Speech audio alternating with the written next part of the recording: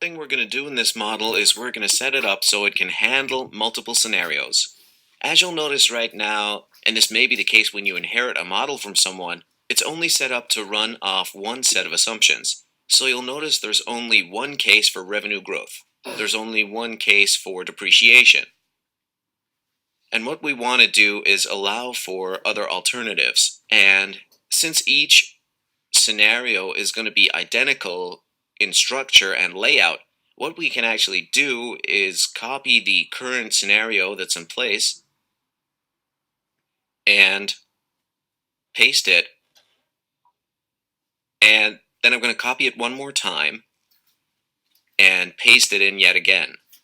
So what you'll notice now is very quickly what I've done here is I've expanded it so that there's the original scenario that the model's running off right here. And then I've created a place where we'll have two other scenarios. And we can actually go ahead now and give these names. So we can call this upside case. And we can call this downside case. And then what we'll have to do is label this last one live case. So that tells the user that whatever is in this area here is the live case running through the model. And then these other two up here will be static assumptions.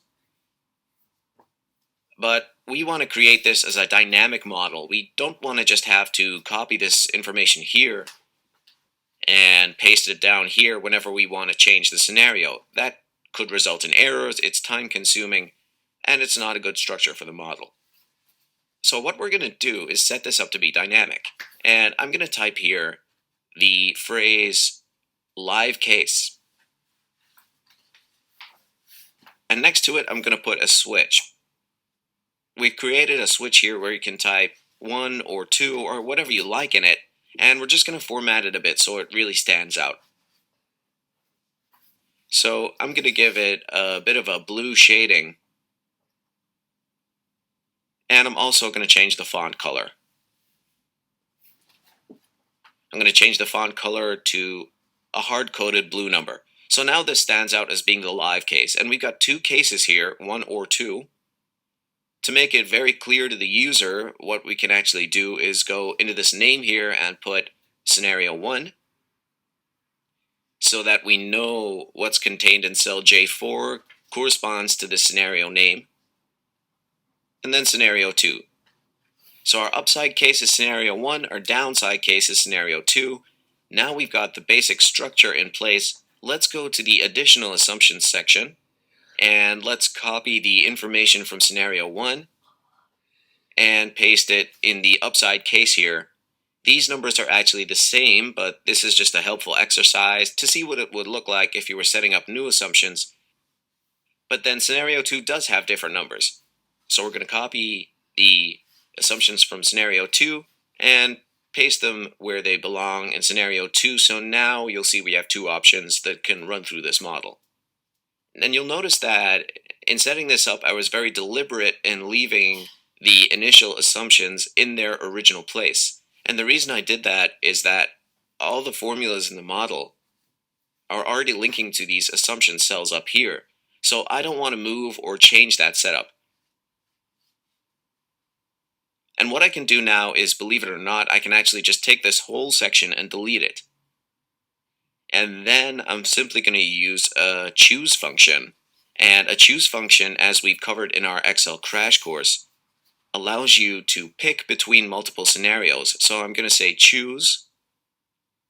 And the first thing that Excel wants me to do is to tell it where to choose from, or what determines the choice, rather. So cell J4 tells us what to choose from. So I need to lock that in place with F4.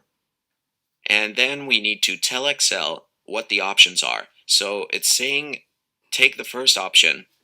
Currently, we're telling it to take the first option of option A and option B. And then I'm going to close the bracket. And I'm going to change this to be a black font color because it is no longer a hard code, it is now a formula. So It's saying to take scenario 1 of the two options. Let's see what happens if we type a 2 in here. Let's make sure this is linking properly. If I type a 2, now we're getting 5% there because that's scenario 2, and that's how the choose function works in Excel. It picks from the choices that you give it. So I'm going to set this back to option 1, since that's what the initial numbers were. Now what I can do is I can actually do this very quickly. I can copy what's here, and I can actually paste it across the entire area by saying Alt-ES, which is for paste special, F for formulas. And what I've done now is I've preserved the original formatting that was there, and I've only copied across the formulas. Now all I have to do is simply set it to a black font color. And let's check that this is working properly. You'll notice that none of the original numbers have changed, and it's still referring to the live case. It just so happens now that the live case is a series of formulas instead of assumptions. And that is all controlled by this switch up here, where we can easily toggle between scenario 2 and scenario 1, and those numbers automatically flow through the model. It's literally that easy to set up scenario analysis if you get the structure correct. Now that we've got the scenarios properly set up, let's analyze some of the results. But first, let's just double check that everything's working properly. One of the first things that we can do is use, under the Formulas tab, the Trace Precedence and Trace Dependence function to make sure everything's working. So I want to trace the precedence of the live case. And you'll notice that if I trace precedence, it takes me into 3 cells. One is this scenario, the second scenario, the other is the first scenario, and then the last thing is the case that's driving it. So that's excellent. Let's check another one. Let's check the precedence of this cell. Again, it's referring to the driver of the case, and it's linking to scenario 1 and scenario 2. That's perfect. Let's check a bit further down. Let's check capital expenditures. Trace precedence, same thing. I see CapEx in scenario 2, I see CapEx in scenario 1, and I see that they're both driven by this cell here. Let's remove those arrows now. Another thing that we can do is watch how this flows through the model by tracing the dependence this time. So it goes directly to revenue. That's great. Let's press it again. And what I can do now is continue pressing trace dependence, and I'm going to keep clicking it until I can't go any further.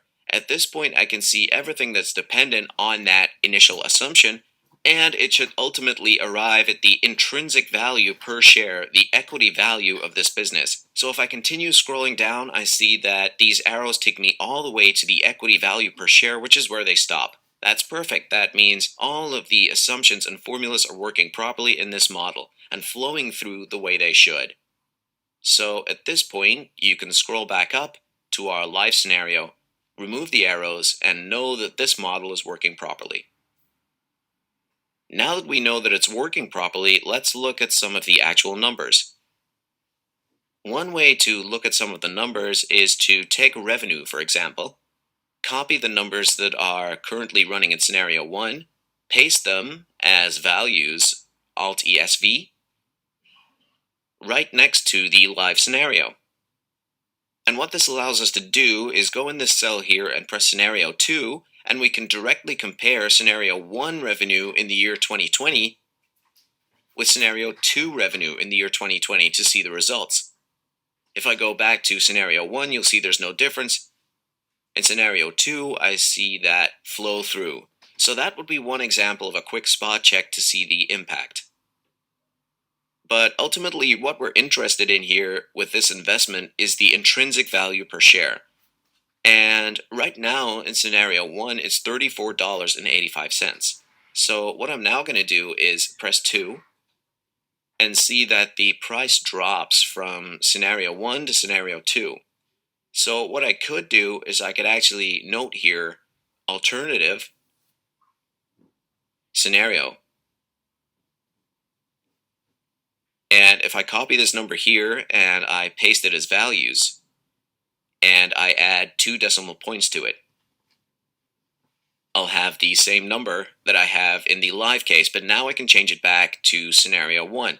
And what I've done here is I've preserved the other case, and I can have an easy comparison. Because it's a hard-coded number, I need to format it as blue, and now what happens is if I change to scenario 2, of course I get the number that's in the alternative scenario. If I go back to scenario 1, I get 34, and I can easily compare the difference between the two scenarios. The key will be to remember that this is a hard-coded cell, which is why it's blue, and therefore it does need to be updated if any changes are made to the scenario 2 assumptions.